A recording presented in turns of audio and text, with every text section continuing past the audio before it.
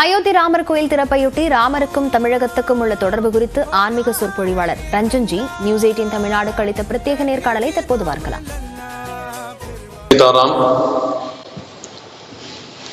பிராண பிரதிஷ்டா உற்சவம் அயோத்தியாவில் மிகவும் அருமையாக நடந்து கொண்டிருக்கிறது. எங்க பார்த்தாலும் விழாக்கோலம், ஜே ஜே ஜே ஜே ஜே ஜேன்னு இருக்கு அயோத்தியே. ஸ்ரீராம பட்டாபிஷேகம் அன்னைக்கு எப்படி இருந்திருக்குமோ, ராம நவமி உற்சவம், முதல் ராமநவமி உற்சவம் அன்னைக்கு குழந்தை ராமன் பிறக்கும் பொழுது எப்படி இருந்ததோ அது மாதிரி இருக்கு. தமிழகத்துக்கும் ராமருக்கும் உள்ள தொடர்பு என்கிற விஷயம் நம்முடைய தமிழ் இலக்கிய வரலாறுல முதல்ல வந்த இலக்கியங்கள் நம்ம எல்லாருக்கும் தெரியும். மேல் கணக்கு நூல்கள், சங்க இலக்கியங்கள். மிகவும் பழமையானது புறநானூறு, அகநானூறு. புறநானூறு, அகநானூறு இது ரெண்டுத்திலையுமே ராமபிரானை பற்றி வருகிறது. அகநானூற்றில் 70வது பாடல், அதுல இருந்து ஆரம்பிப்போமே. அதுல இருக்கக்கூடிய ஒரு 3 வரிகளை இப்ப பார்ப்போம். வெல்போர் இராமன் அருமறைக்கு அவித்த பல்வீழ் ஆலம் போல் ஒலி அவிந்தன்று இவ்வழுங்கல் ஊரே என்று வருகிறது. 2 மீனவச்சிகள் பேசிக்கொள்ளுவதாக வருகிறது. அதாவது ஒரு மீனவச்சியின் காதலன் வெகு தூரம் போயிட்டான். அந்த மீனவச்சி ஏங்கி நிற்கிறாள். வெகு தூரம் போனவன் திரும்பலையேன்னு ஊர் முழுக்க பேச்சு வருது. என்னெல்லாமோ கற்பனைகள், பேச்சுக்கள்லாம் ஊர் முழுக்க வருது. அப்பொழுது அந்த காதலன் திரும்பி வந்து அவர்களுடைய திருமணம் நிச்சயிக்கப்படுகிறது. அதிலிருந்து அந்த பேச்சு அடங்கி விட்டது. அந்த பேச்சு அடங்கியதற்கு இங்க உதாரணம் கொடுக்கப்படுகிறது.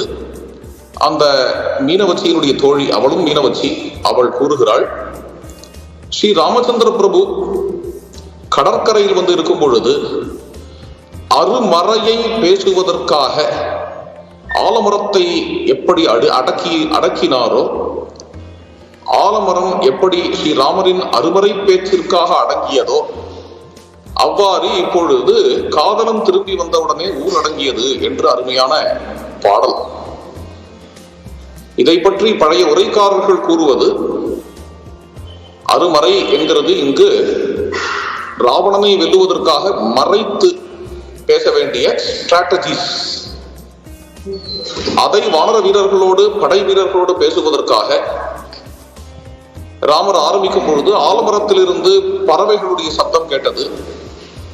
அந்த சத்தங்களை அவர் ஒரு பார்வையினால், தன்னுடைய யோக சித்தியினால் அடக்கினார் என்று பொருள் கூறிவிட்டார் நச்சினார்கினியர்.